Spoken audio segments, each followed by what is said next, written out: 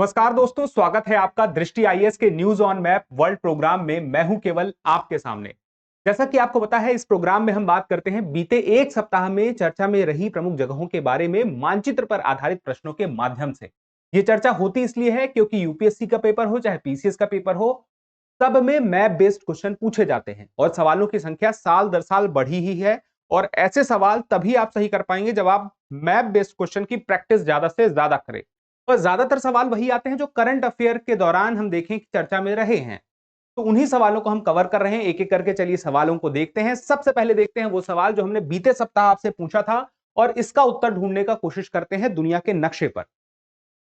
अब ये देखिए, अभ्यास प्रश्न है। सवाल है, यूक्रेन के संदर्भ में निम्नलिखित कथनों पर विचार कीजिए। पहला है, यह यूरोप के पश्चिमी भाग में स्थित है। और दूसरा है, इसकी सीमा भूमध्य सागर से लगती है। उपर्युक्त में से कौन सा ऐसे कथन सही नहीं सही है, मतलब सही नहीं है ये बताना है। तो पूछ क्या रहा है, गलत कौन है, गलत बताना है कौन कौन सा है। यह यूरोप के पश्चिमी भाग में है और इसकी सीमा भूमध्य सागर से लगती है। चलिए देखते हैं। अब देखिए, आपको अगर यह देखना हो कि दुनिया के नक्शे पर यूरोप कहां पे है, तो आपको दुनिया के नक्शे पर यूरोप में यूक्रेन कहां पे है। तो अब देखिए नक्शे में ये यूरोप आपको दिखाई दे रहा है। आपको जाना होगा रूस की तरफ, क्योंकि रूस के पास में ही यूक्रेन है। ये है रूस और ये यूक्रेन के साथ उसकी सीमा साझा होती है। ये यूक्रेन है।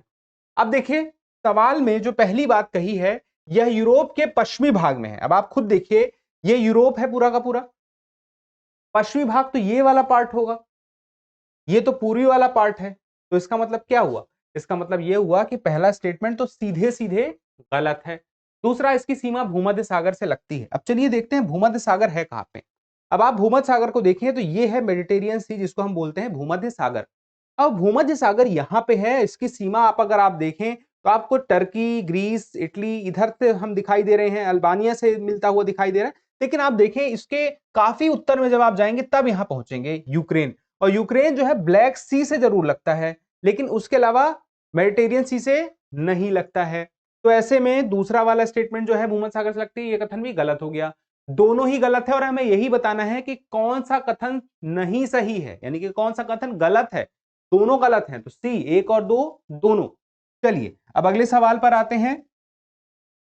अब इसमें थोड़ी सी जानकारी और जान लें, जैसे कि अब बात ये भी आ सकती है ना कि आखिर ये चर्चा में क्यों रहा। तो चर्चा में रहने की देखिए वजह है यूक्रेन और रूस का युद्ध। अभी आप देख रहे हैं दोनों के बीच में शांति करवाने की, शांति वार्ता करवाने की, या ये कह सकते हैं युद्ध विराम करने की बहुत तरह तरह से कोशिश हो रही है। अलग अलग देश मध्यस्थ की भूमिका निभाने का प्रयास कर रहे हैं। हाल ही में आपने देखा होगा कि यूक्रेन के राष्ट्रपति और अमेरिका के राष्ट्रपति के बीच में बहस भी हो गई व्हाइट हाउस में। तो काफी कुछ देखने को मिला।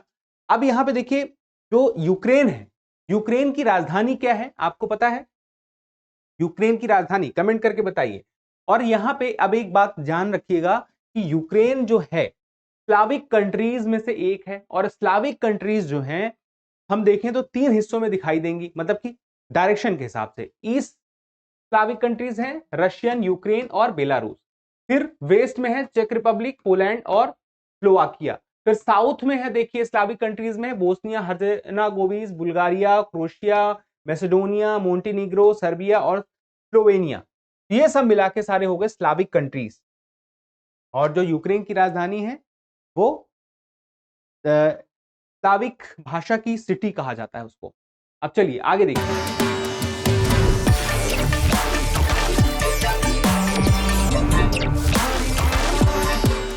अक्सर समाचारों में आने वाले स्थान डोनेट्स, खार्किव और लिप्सी निम्नलिखित में से किस देश में स्थित हैं? ए रूस, बी यूक्रेन, सी बेलारूस और डी पोलैंड। बेलारूस को आमतौर पर बेलारूस भी आप देखने को मिल जाएगा। अब ये बताइए कि डोनेट्स, खार्किव और लिप्सी कहां पे हैं? ये हैं सारे के सारे यूक्रेन में। अब ये कुछ प्रभावित क्षेत्र हैं रूस की वजह से। अब देखिए नाम एक एक करके देखते हैं। डोनेट्स, खार्किव और लिप्सी।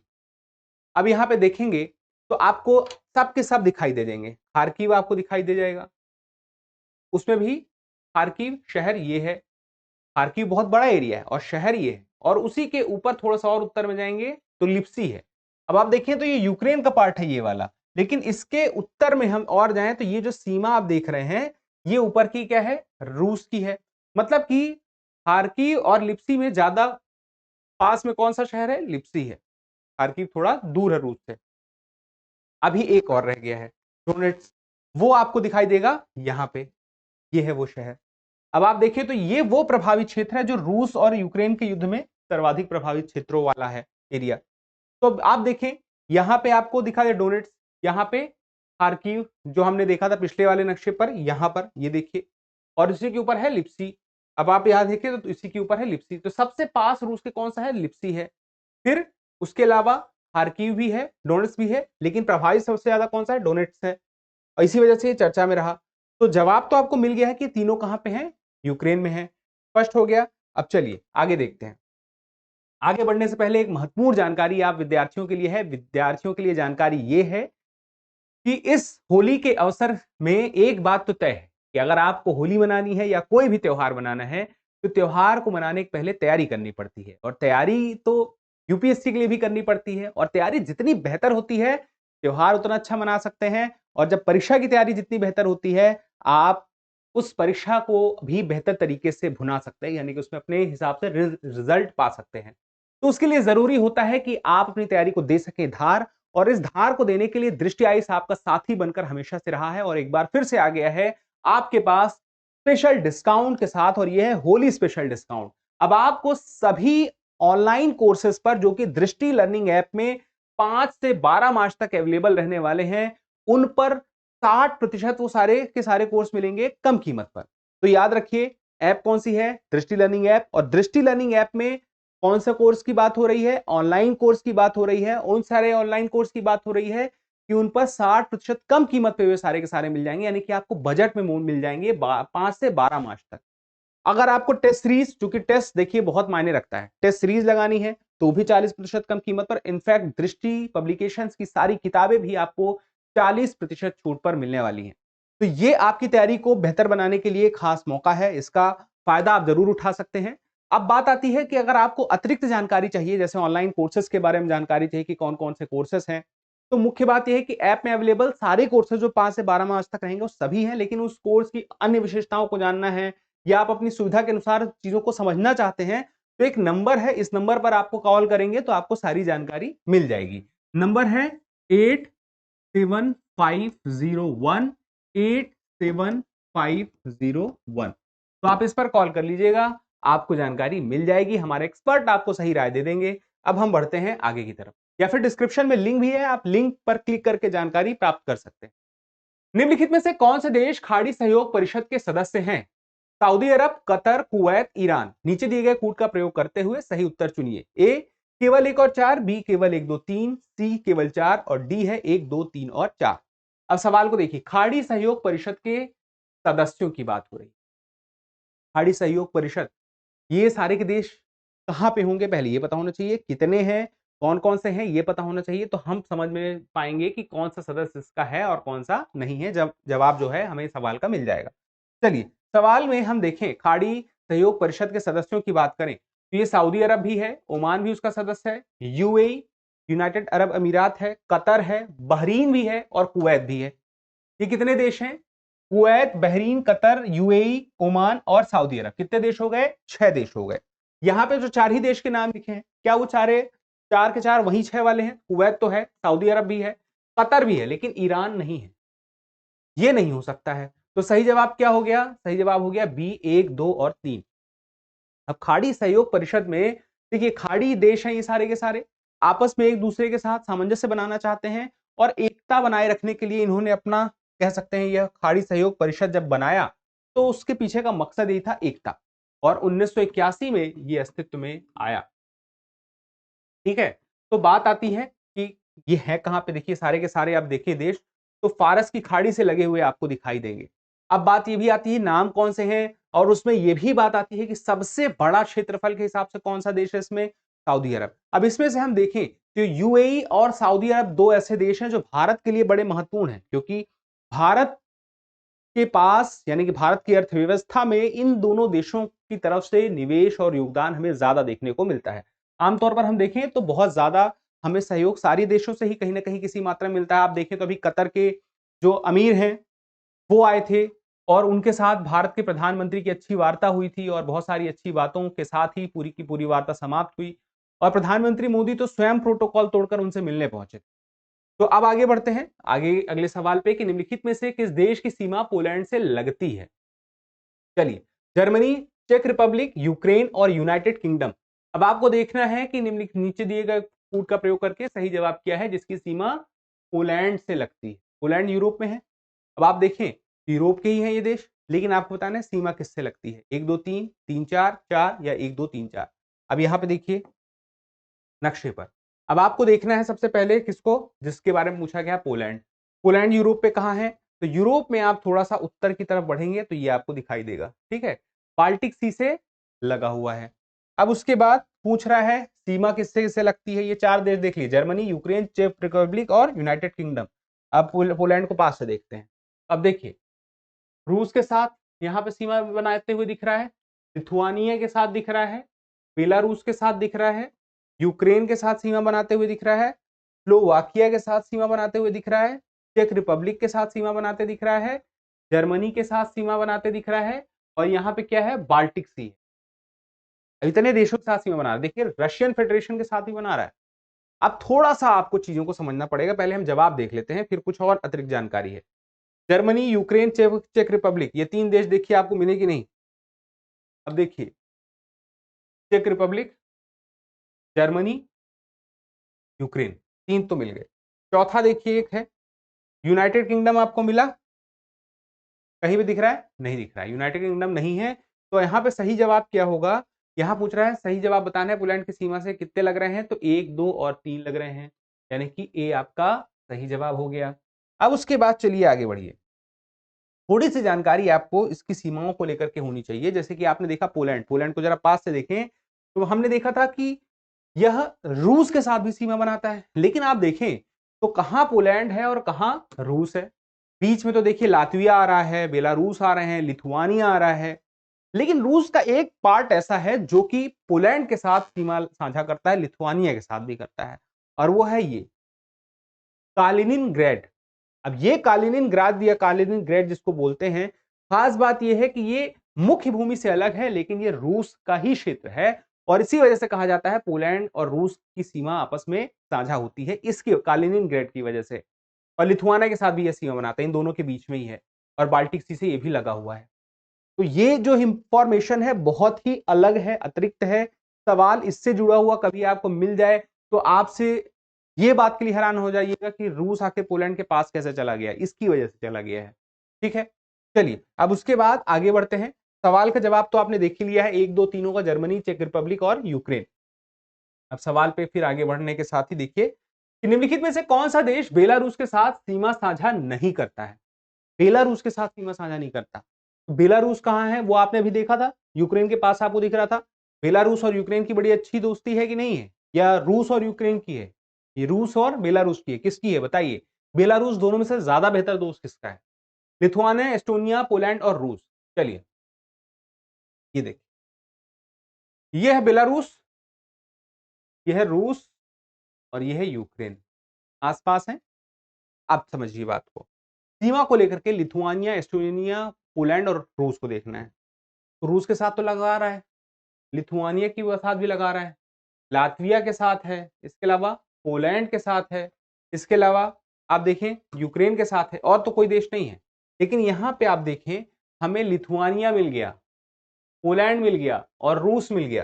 देखिए मिला कि नहीं मिला, पोलैंड मिला, लिथुआनिया मिला, ये देखिए पढ़ लीजिए लिथुआनिया, रूस मिला, लेकिन एस्टोनिया यहाँ पे है, ज्यादा उत्तर में है, एस्टोनिया के साथ नहीं लगता है बेलारूस। तो बेलारूस बाल्टिक सी से भी नहीं लगा हुआ है, बाल्टिक सी देखिए दूर है, एस्टोनिया बाल्टिक सी से लगा हुआ दिखाई देता है। तो इसका मतलब क्या हो गया, यहाँ पे आप कहेंगे कौन सा देश सीमा साझा नहीं करता है, तो एस्टोनिया नहीं करता है, यानी कि बी आपका सही जवाब होगा। अब आगे सवाल की तरफ बढ़ते हैं, उसके पहले एक महत्वपूर्ण जानकारी कि जो विद्यार्थी ऑफलाइन क्लास करना चाहते हैं दृष्टि आईएएस के नोएडा सेक्टर 15 सेंटर से, उनके लिए ISGS foundation prelims plus mains course offline batch के लिए एडमिशन शुरू है, हिंदी मीडियम में भी, इंग्लिश मीडियम में भी। खास बात यह है इस कोर्स की कि अगर आप समग्र तैयारी करना चाहते हैं तो फाउंडेशन कोर्स सबसे बेहतर होता है। इसमें प्रीलिम्स की भी तैयारी हो जाती है, मेंस की भी तैयारी हो जाती है और बेसिक से एडवांस तक हो जाती है, इसलिए ये आपके लिए फायदेमंद है। अगर आपको कोर्स के बारे में या अपने क्लासेस के बारे में अतिरिक्त जानकारी चाहिए या कुछ भी समझ को बेहतर करना है अपनी परीक्षा से रिलेटेड, तो आप हमारे एक्सपर्ट से बात कर सकते हैं, वो आपको सही राय देंगे। उसके लिए आपको कॉल करना पड़ेगा 8750187501 पर। अगर आप इस नंबर पर कॉल करेंगे तो आपकी बात हमारे एक्सपर्ट से हो जाएगी। चलिए, और वो आपको सही जानकारी भी दे देंगे। अब ये सवाल बड़ा इंटरेस्टिंग है, देखिए कितना बड़ा लग रहा है। क्या बड़ा है तो खतरनाक है? आइए देखते हैं। टेनिस जल डमरू मध्य के माध्यम से अटलांटिक महासागर से जुड़ा यह विश्व का सबसे बड़ा खारे जल का अंतर्देशीय जल निकाय है। इसमें 3 प्रमुख खाड़ियां शामिल हैं। बाथनिया की खाड़ी, फिर ठीक है, ये उत्तर में है। फिर फिनलैंड की खाड़ी पूर्व में है। फिर रीगा की खाड़ी दक्षिण में है। फिर मीठे जल के प्रवाह और इसकी उथली गहराई के कारण इसकी लवणता विश्व के महासागरों की तुलना में कम है। अब देखिए, उथली गहराई है, इसकी वजह से इसकी लवणता कम है, क्योंकि बाकी के महासागरों की तुलना में इसकी गहराई कम हो जाती है, क्योंकि मीठापन यहाँ पे उनकी तुलना में ज्यादा है, यानी कि खारापन कम है। अब यहाँ पे देखना है कौन सा जल निकाय उपरोक्त विशेषताओं द्वारा सबसे अच्छी तरह से वर्णित है। काला सागर, कैस्पियन सागर, उत्तरी सागर और बाल्टिक सागर।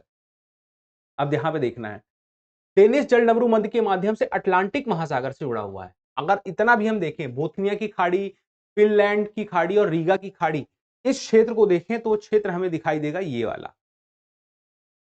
यहां पे देखिए, gulf of Bothnia, gulf of Finland और गल्फ ऑफ रीगा, ये तीनों खाड़ी है। और ये किसका विस्तार है? बाल्टिक सी का विस्तार है। तो बाल्टिक सी की ही बात तो हो रही है, इसके अलावा तो कोई ऑप्शन है ही नहीं। काला सागर, कैस्पियन सागर, उत्तरी सागर, ये हो ही नहीं सकता। जवाब तो हमें यही से मिल गया है, इतना काफी है कि नहीं है?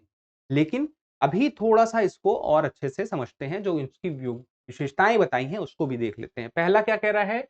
यह विश्व का सबसे बड़ा खारे जल का अंतर्देशीय जल निकाय है।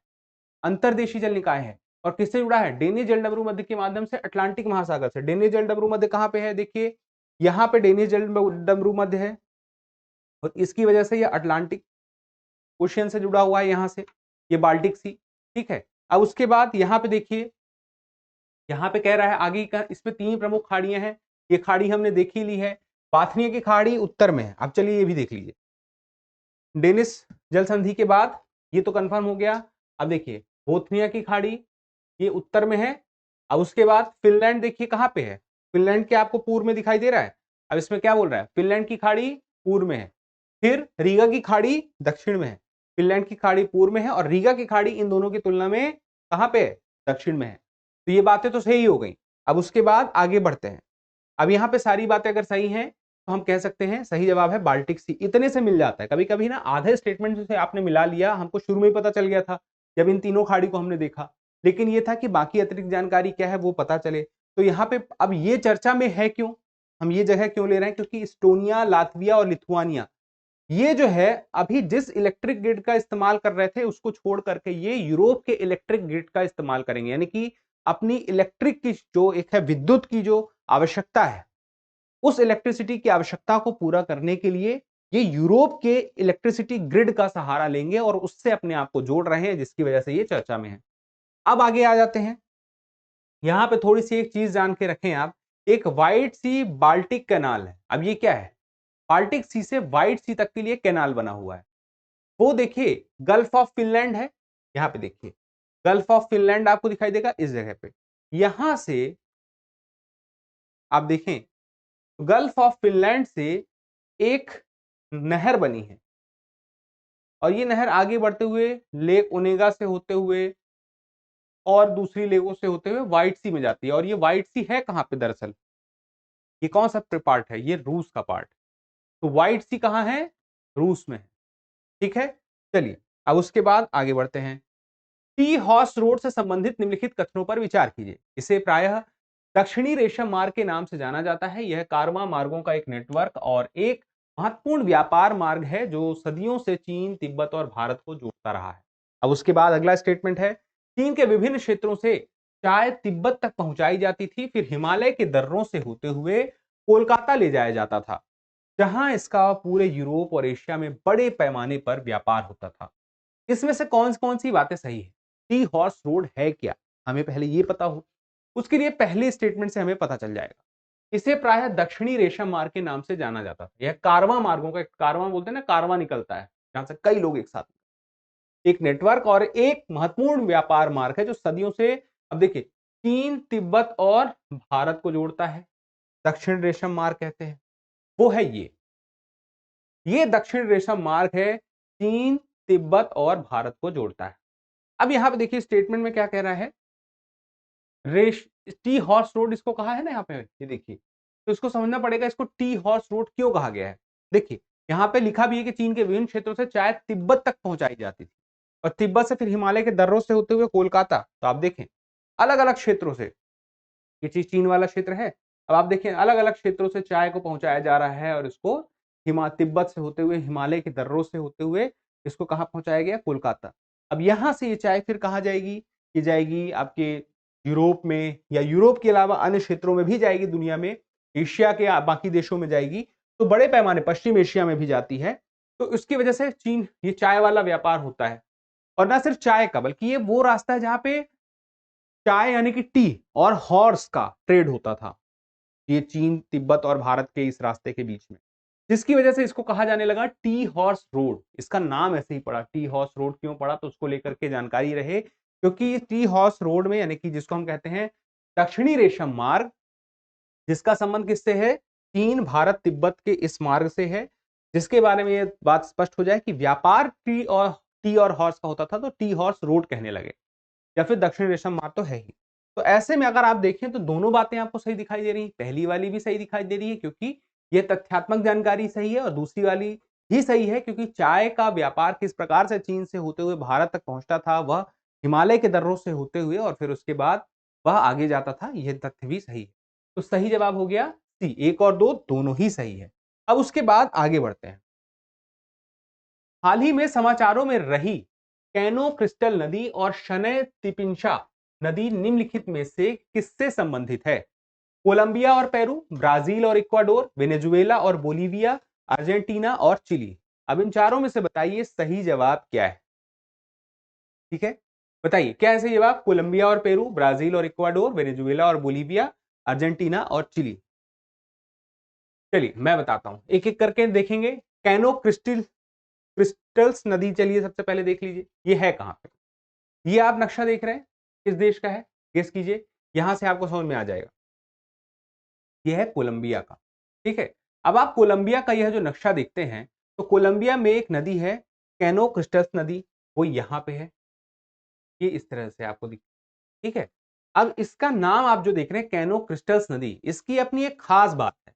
इसकी खास बात यह है कि यह जो नदी है, अब देखिए पहली बात तो कोलंबिया कहीं और दिख रहा है आपको, नहीं दिख रहा है। जवाब तो इतने में मिल जाता अगर आप आधा ढूंढ लेते। चलिए लेकिन इसके बारे में ये तो जान लीजिए कि इसकी खास बात क्या है। खास बात यह है कि जुलाई से लेकर के नवंबर तक 5 अलग अलग रंगों में यह बहती है नदी। इस नदी को 5 रंगों में देखा जा सकता है। अगर आप कहीं सोशल मीडिया में या गूगल में भी सर्च करेंगे इस नदी के बारे में, कैनो क्रिस्टल्स नदी, तो ये 5 रंगों में, अलग अलग रंगों में, अलग अलग महीनों में दिखाई देगी, जुलाई से लेकर के नवंबर तक में। है कहां पर? कोलंबिया में है। कोलंबिया की बात करें तो कोलंबिया कहां पे है? ये आप देखें दक्षिण अमेरिका में है। ठीक है, और वो देखें आप तो यहाँ पे उत्तर साइड में है, यहां पर है। अब दूसरे स्टेटमेंट पे आ जाते हैं। दूसरा स्टेटमेंट जो है वह इस मतलब इसके बारे में कि शनय तिपिंशा नदी, इसके बारे में जान लें। तो शनय तिपिंशा नदी कहां पर है? शनय तिपिंशा नदी को चलिए देखने के लिए यहां पे आइए, ये आपको दिखाई देगा शनय तिपिंशा नदी। इसका नाम आपको अलग दिखाई दे सकता है लोकल एरिया के हिसाब से, लेकिन ये क्षेत्र कौन सा है, देश कौन सा है? ये है पेरू। और आगे यही जब इसका यह आगे जाती है और आगे पहुंच जाती है उकियारी रिवर के रूप में, आगे आप देख सकते हैं उससे जुड़ गई है, और उकियाली रिवर फिर आगे बढ़ती है और इसको हम देखते हैं अमेजन रिवर के रूप में। ठीक है, तो अपने आप में इस हम शनय तिपिंशा से उकियाली, उकियाली से अमेजन रिवर तक का सफर हम देखें तो एक ही मार्ग से हम कर सकते हैं। लेकिन इस शनय तिपिंशा नदी की एक खास बात है कि ये बहुत गर्म रहता है। 45 से 100 डिग्री सेल्सियस तक का पानी यहाँ पे हम गर्म देख सकते हैं इस नदी में। कहते हैं कि उबलता हुआ पानी है इस क्षेत्र, और ये पेरू में है। तो दोनों बातें जो हैं, जो दोनों नदियां हैं, उनकी खासियत तो पता चल गई। और एक है कहाँ पे, कैनो क्रिस्टल से कोलंबिया में, और पेरू में है शनय तिपिंशा। अब यहाँ पे आगे बढ़ते हैं और ये देखिए इस जानकारी को मुख्य रूप से ये रहे जो रंगों की बात मैंने कही थी, रंग कौन कौन से हैं। तो कैनो क्रिस्टल नदी कोलंबिया में 5 रंगों की नदी है। रंग कौन सा है? पीला, हरा, काला, लाल और नीला। और ये रंग क्यों दिखाई देता है ऐसा? सवाल तो ये आता है। तो उसके पीछे एक वनस्पति काम करती है, नाम है इसका राइनोकोलेसिस क्लेविगेरा। ये उस वनस्पति की वजह से है जो अपना रंग बदलता है, जिसकी वजह से नदी का रंग बदला हुआ दिखाई देता है। क्योंकि ये जो जलीय पौधा है सूर्य के प्रकाश और जलीय परिस्थिति तंत्र की वजह से अलग अलग परिस्थितियों में अलग अलग मौसम में रंग अपना बदल लेता है। और शनैत्य पिंशा नदी पेरू में है, ला बोम्बा के नाम से इसको जानते हैं। तो कभी अगर ला बोम्बा पूछ ले और बता दे कि यह बहुत ही गर्म नदी है तो आप बोलेंगे हाँ ये वही है, शनैत्य पिंशा नदी के नाम से भी इसको जानते हैं। ठीक है, तो सबसे बड़ी तापीय और एकमात्र उबलती हुई नदी के रूप में इसकी विश्व में पहचान है। तो दोनों बातें जब स्पष्ट हो गई हैं तो उसके बाद आगे बढ़ते हैं और उसके बाद अगले सवाल पे आते हैं जो कि अभ्यास प्रश्न है। चाड झील क्षेत्र निम्नलिखित में से किन देशों में फैला हुआ है? नाइजीरिया, कैमरून, नाइजर और मोरक्को। नीचे दिए गए कोड का प्रयोग करते हुए सही उत्तर चुनिए। केवल 1 2 3, केवल 2 और 3, केवल 1 और 2, 1 2 3 4। तो इस सवाल का जवाब देने का प्रयास जरूर कीजिएगा क्योंकि जब आप जवाब देते हैं तो हमें और बेहतर करने की प्रेरणा मिलती है। फिलहाल के लिए इतना ही, जल्दी मिलते हैं अगले एपिसोड में। तब तक के लिए स्वस्थ रहें, मस्त रहें, पढ़ते रहें। धन्यवाद। डियर व्यूअर्स, अपने एग्जाम की तैयारी को और बेहतर करने के लिए हमारे चैनल को लाइक, शेयर और सब्सक्राइब करना न भूलें।